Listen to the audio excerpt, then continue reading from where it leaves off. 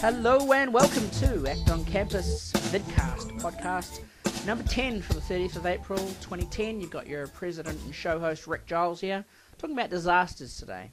First question, do libertarians, free marketeer type people, do we care the same way as other people do about natural disasters, about fires, floods and killer bees? You bet we care a lot. Care about a lot because we're out to save the world, but that's not different to other people.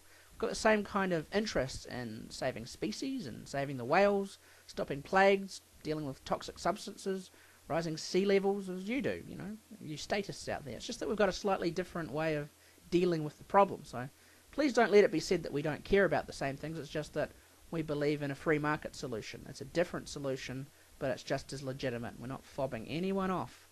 We're interested in the same science as technology as what everyone else is, just that we've got a different managerial response, a different social system that we want to use to, juggle all the preferences and the risks and the goals and the attitudes that people have when it comes to coping. Instead of, getting up there on a big totalitarian soapbox and telling people what to do, we've got this free market thing going on that I hope you're getting a little bit of information from through me, trying to transmit it the best way I can. And maybe you're starting to get the idea that libertarians do have solutions, and there's a lot more to come, believe me, but it's not that we don't care, we do care. Now, let's take a little trip back and discuss, a case study of central authority when it came to the 16th and 17th centuries. There was a 200-year period called the Inquisition of the Catholic Church, also known to some other people on the receiving end of this Inquisition as the Burning Times. Yep, talking about witch hunting. Another name for societal risk management is witchcraft, because back then how they managed the difficulties in society, basically, and it got more and more fervently out of hand, was to call it witchcraft. Chicken starts walking backwards, the eggs don't open, it rains too much, doesn't rain enough, cow's milk turns sour, he loves me, he doesn't love me, girlfriend's ditched me, the children are wayward. You blame a witch. You say, oh, it's witchcraft. Must be a witch in the village. Or indeed, you're worried that someone's going to call you a witch, or that they're going to, steal your business or steal your boyfriend. What are you going to do? The option's there. Witch. It's a witch. People would do that and totally got out of hand. So that was their way of dealing with, it's a legitimate solution in a way to centralize your authority. So you've got this big Inquisition with funny hats and torture devices and gowns, and they've been ordained, and they're going to save us. So they're going to take over our risk, coping problem for us, take responsibility, and we'll give them all this massive power to do our thinking for us. And immediately you can see that's going to be a problem, because in the past, the milk turns sour. Common sense dictates that you're going to go and find out what's wrong. Oh, maybe I should have washed out the milk pail first or something. No, you don't have to do that. Just blame it on a witch. Blame your problems on a witch, it saves you from taking responsibility. And that's one of the major problems. But, one of the first major problems I might point out is that you vest this power into these wacko people with their torture equipment. They're going to get a little bit corrupt. They're probably going to use their powers for the wrong purposes.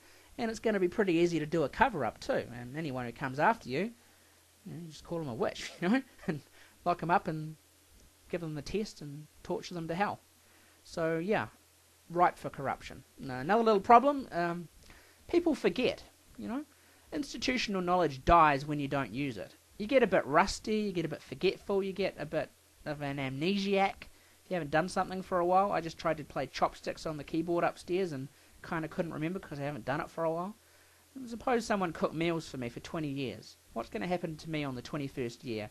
I'm probably not going to be able to remember how to do it anymore because, you get out of practice. It's human nature, and being responsible for yourself is something that takes practice. And you can understand if a people didn't do it for 200 years, they're going to be pretty hosed at the end of that. They're going to forget what to do because they're used to, saying, where's the government? Is it going to come out of the sky in tights and a cape sometime soon and take responsibility for us and find the witch and get rid of them? You can totally understand how that would go crazy, and also how it's a limitless supply for witchcraft. Ergo, a endless demand for witches to trial and torture. You're always going to be looking for a witch, right? Where's the witch gone? Got to find another one. We've just toasted one. We have to find another one. and of course a growing cadre of experts in the industry charged with finding and processing them. So that would be a growth industry, wouldn't it? You're looking for a job, you're like, well, it's the start of the 16th century and witches are being hunted down in record numbers. I think I might get ordained and go and hunt some down. Sounds like a nice, safe, secure position. I can make lots of money, and anyone fucks with me, I'll just call them a witch. There's nothing to it. So you can understand how that could, get corrupt and out of hand, and huge power disparities. Sticking with the theme of social systems, would you be surprised to learn that this, almost medieval thinking that we're talking about in the burning times is still with us today? Because, funnily enough, I'm mentioning it because, yes, it is still going on. We delegate our personal confrontation with the world and with uncertainty, our very ability to assess the risk around us in exactly the same way that our old ancestors did. We vest it in central authority, time and time again. The connection here, of course, is not the witches, because we don't have supernatural problems so much anymore. We have real things like malaria, we have swine flu, Y2K, we have rivers flooding and volcanoes going off. We've got the forest fires, the bushfires in Australia and California. Real things, not supernatural witches. But the witch hunt, that is completely out of the 17th and 16th centuries. It's the Spanish Inquisition all over again. We get a modern kind of it, of course, where we've got a powerful elite with no limit to their purview, and while they might not carbonize us the way their predecessors did, what they do instead is they confiscate our wealth, they regulate us, they close our firms. Just look at the Switched-On Gardener. Look what happened to them this week. 15 stores, 250 staff, a successful franchise that was doing well, being rewarded in the marketplace. They never made anyone be their customer. There was no force involved. People democratically went in there with their dollars and made it a success. And on the other hand, when things aren't done democratically, the police come along and shut them down. It's gone. They took those guys to jail, and the prosecutions are, it's in the news now.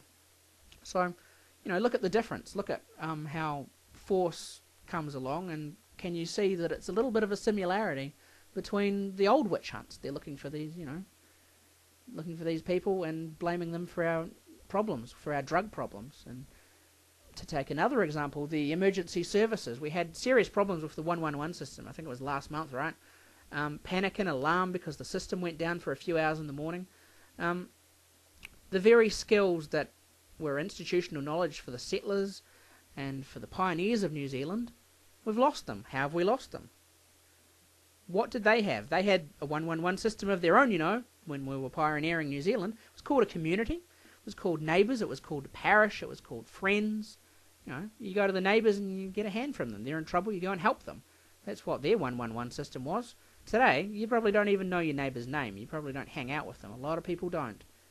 It just breaks down social ties because the government has stepped in to take over that for us, and we say, well, who are we? We're not officials. We're not paid. We're paying taxes for these people to do the job for us, so why would we step in?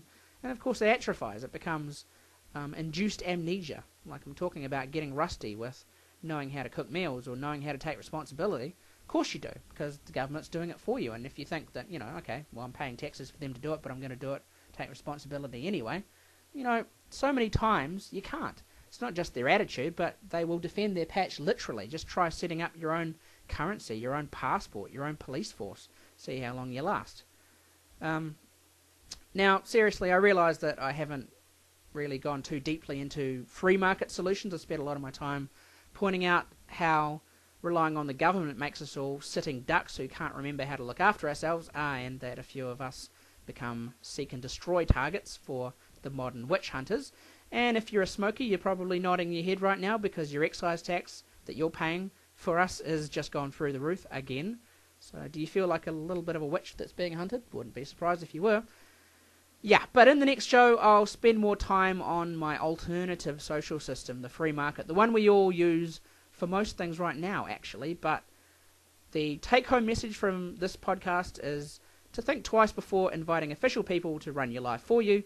You may not be expecting the Spanish Inquisition, but hey, no one ever expects the Spanish Inquisition. That's me.